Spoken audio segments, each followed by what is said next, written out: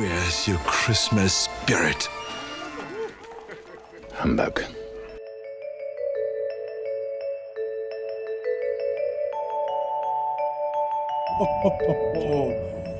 Humbug. This has easily been the most disappointing quarter out of all four. It's just, there's so many good movies that were expected, and a lot of big ones actually ended up letting me down. And then the rest of them were just kind of meh. So we're going to try to find some good little diamonds in the really extremely rough. But just know a lot of this is going to be pretty middle of the road or bad. We're not even going to bust out the green screen for this one. Like, I'm driving right now to try to go see a good movie. And fingers crossed. Let's start off with Venom, The Last Dance. Michael Jordan is not in this movie. And don't go anywhere. This is actually one of the good ones. I absolutely loathe, the Sony's whole franchise that is trying to make Spider-Man villain movies happen without Spider-Man. I'm all for having a well-rounded villain that has a backstory that makes me at least try to sympathize or empathize with him. But to do that without Spider-Man, that's not okay. However, something has happened during this trilogy, because we have 3 Venom movies, that this character in these 3 movies specifically, I've just been able to turn that part of my brain off that hates the idea of no Spider-Man in it. Just be like, this is great. It became a bromantic comedy, and I've really enjoyed it. They kept getting good people to be in it, and I found it, all of them, to be very entertaining. Next, let's go ahead and get into the Christmas spirit real quick and go with Red 1. This movie is not the death of cinema like a lot of people might think.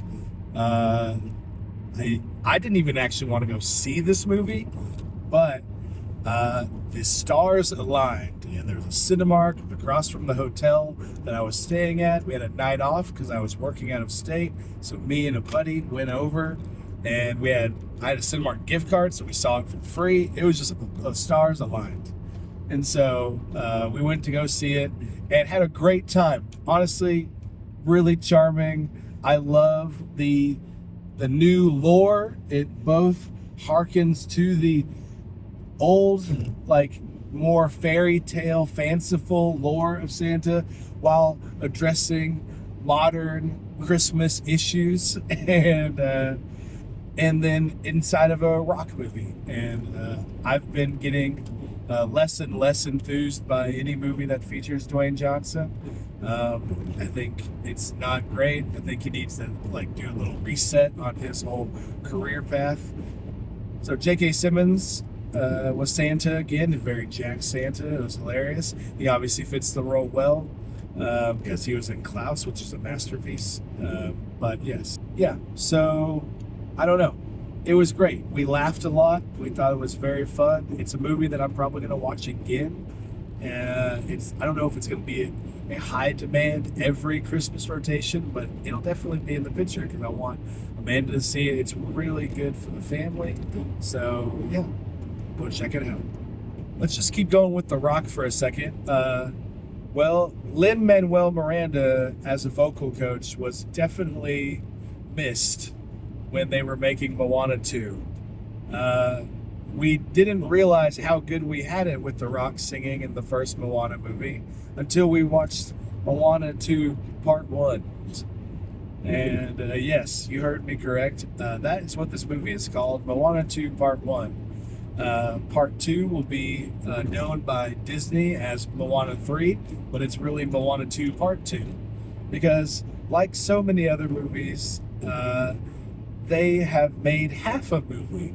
They did not make a full movie. There is no resolution to the overarching problems presented in this movie for any of the characters. They're basically every plot line, every new character has an arc that it starts and then it just flies off a cliff. It's like when you make a dangerous sadistic roller coaster and Roller Coaster Tycoon. Oh no, there's no finish! Woo! And the roller coaster flies off and destroys itself.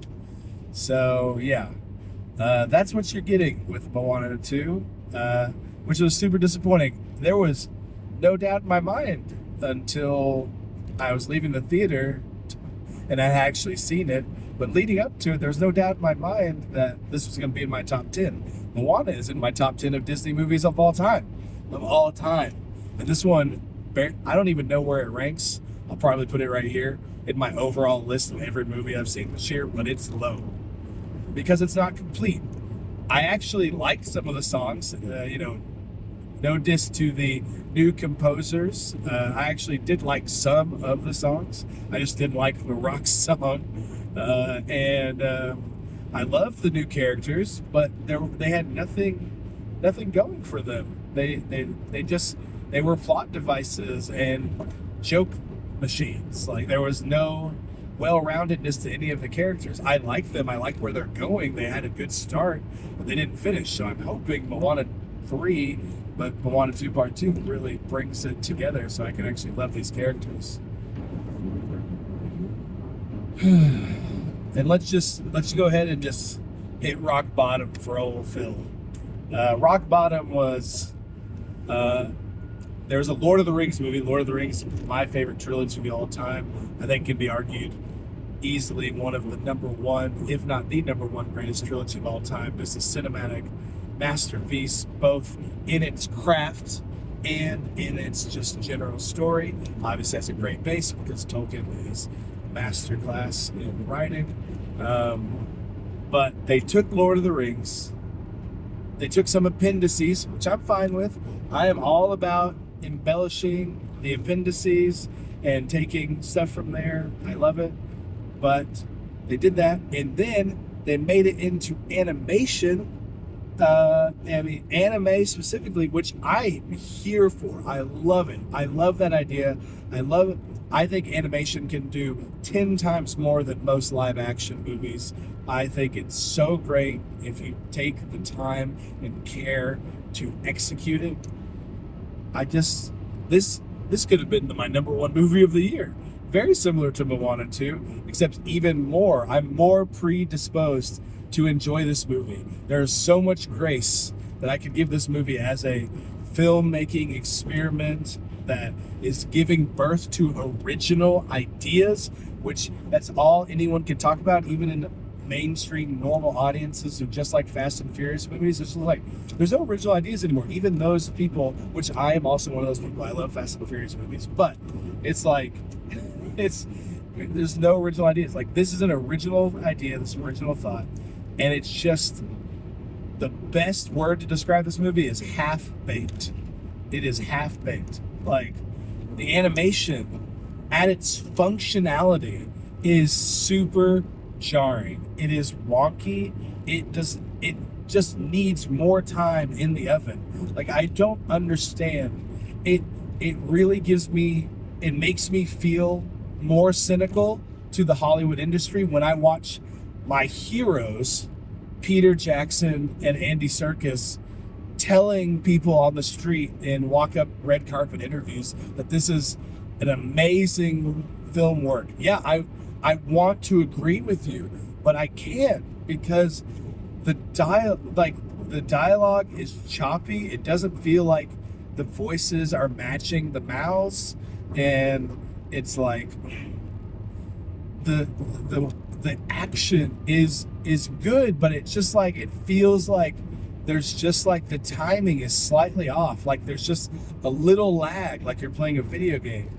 And I read a little bit and watched a little bit of an interview with like what they were trying to do of like motion capture and rotoscoping and then drawing over that. I'm here for experimentation in all sorts of animation styles and how we get that picture. But it just didn't work. I just feel like it was rushed. And it's like the designs were great. The designs are so cool. There were so many cool things about what they did, and anyways, so you have that as a baseline of just the functionality of the craft is not working. And then the story is super bland. Like that, half-baked and bland. It's basically describing the worst meal of your life. And this is describing for sure the worst movie of the year.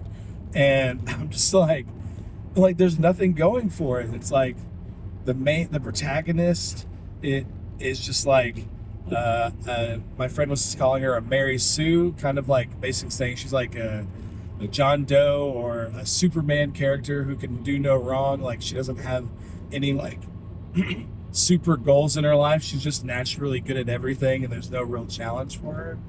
And then it's like the villain is so one note.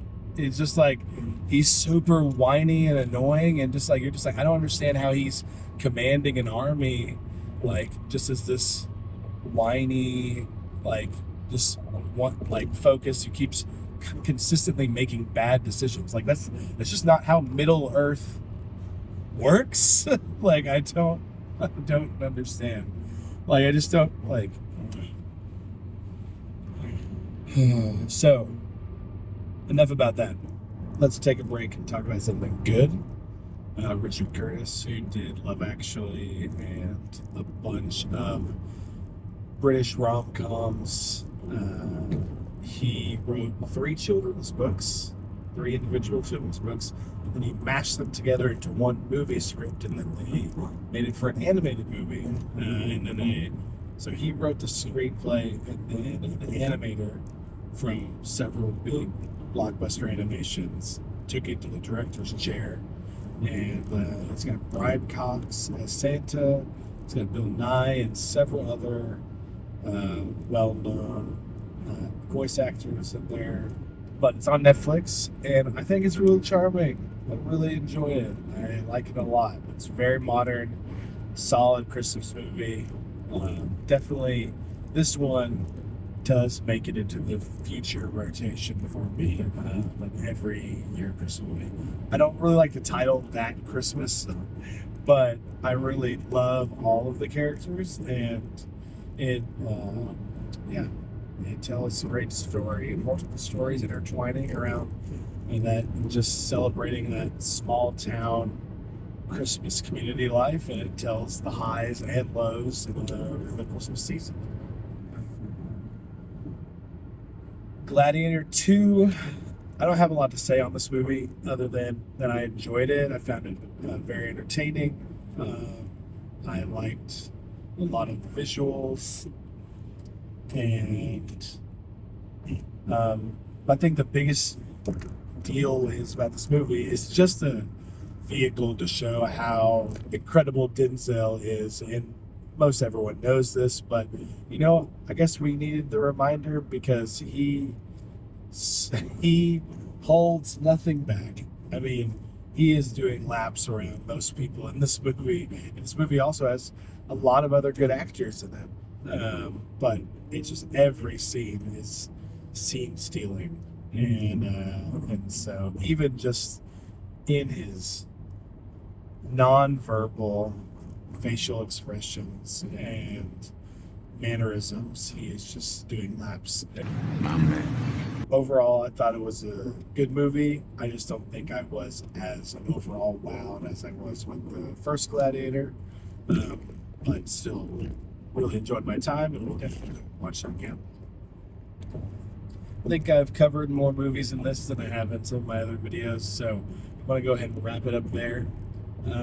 Like I said, there's been a lot of high expectations that were not met this season, but there's been some small hidden gems like That Christmas and a little bit of Red One and Nutcrackers. A lot of the Christmas movies kind of come in to save the day. So anyways, thanks for watching this video. Looking forward to officially making my top 10 list later tonight.